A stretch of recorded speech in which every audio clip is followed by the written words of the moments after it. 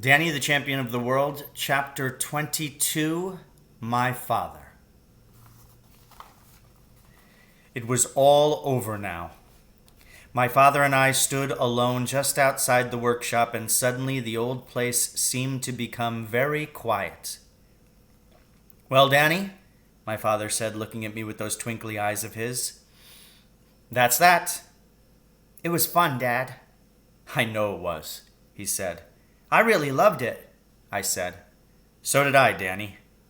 He placed one hand on my shoulder, and we began walking slowly towards the caravan. "Maybe we should lock the pumps and take a holiday for the rest of the day," he said. "You mean not open up at all?" "Why should we?" he said. "After all, it's Saturday, isn't it?"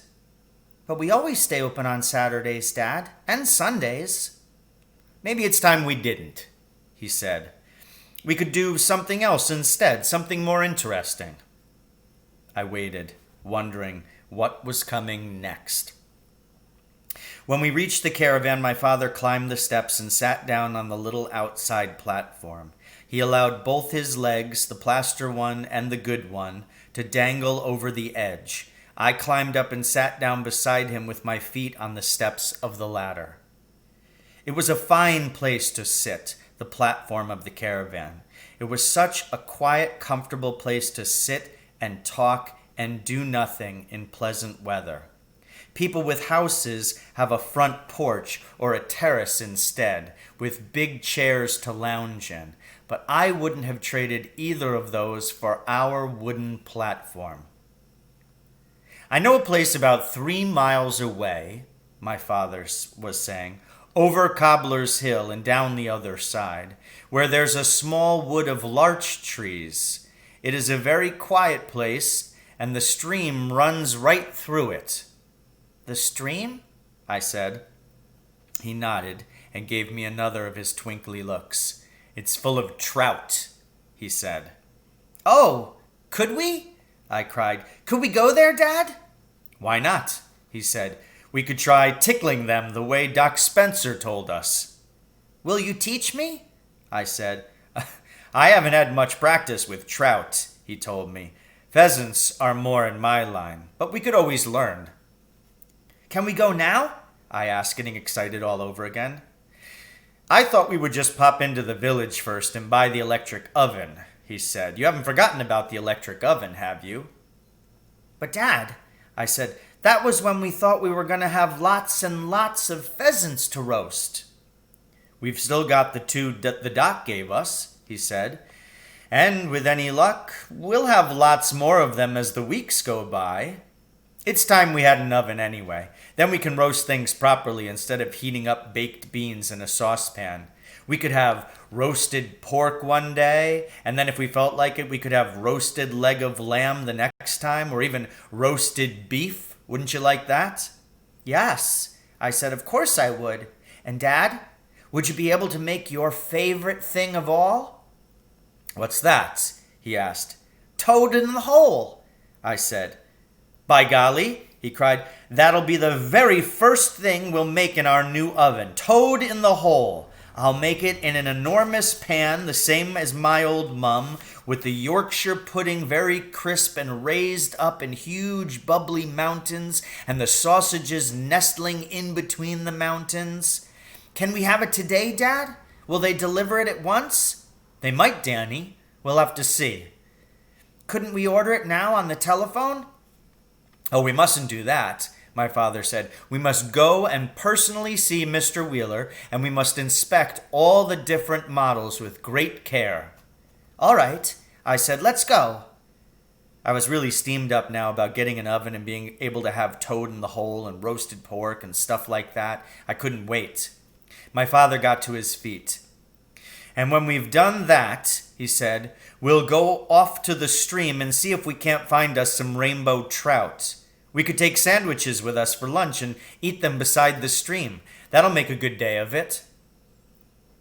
A few minutes later, the 2 of us were walking down the well-known road towards the village to buy the oven. My father's iron foot went clink, clink, on the hard surface, and overhead some big black thunderclouds were moving slowly down the valley. "Dad," I said. "Yes, my love?" "When we have our roasted pheasant supper with our new oven, do you think we could invite Dr. Spencer and Mrs. Spencer to eat it with us?" "Great heavens!" my father cried. "What a wonderful thought! What a beautiful idea! We'll give a dinner party in their honor." "The only thing is," I said, "will there be enough room in the caravan for 4 people?"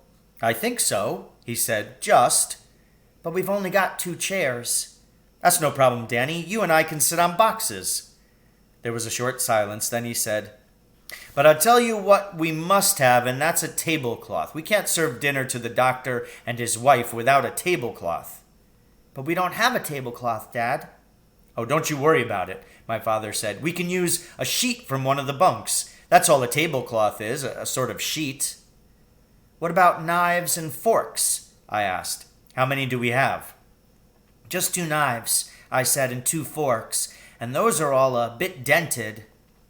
"We shall buy 2 more of each," my father said. "We shall give our guests the new ones and use the old ones for ourselves."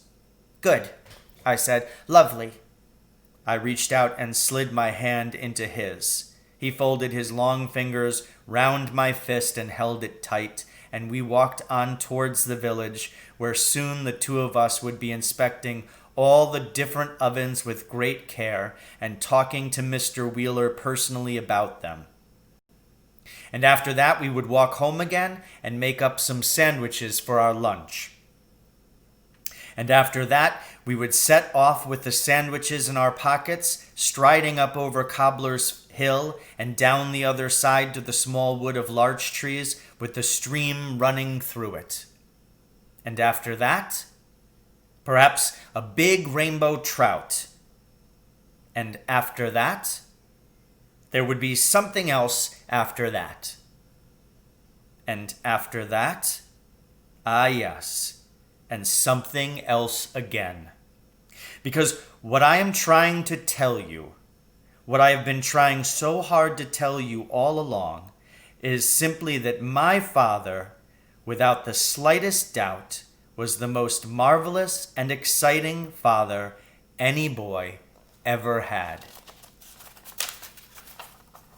A message to children who have read this book. When you grow up and have children of your own, do please remember something important.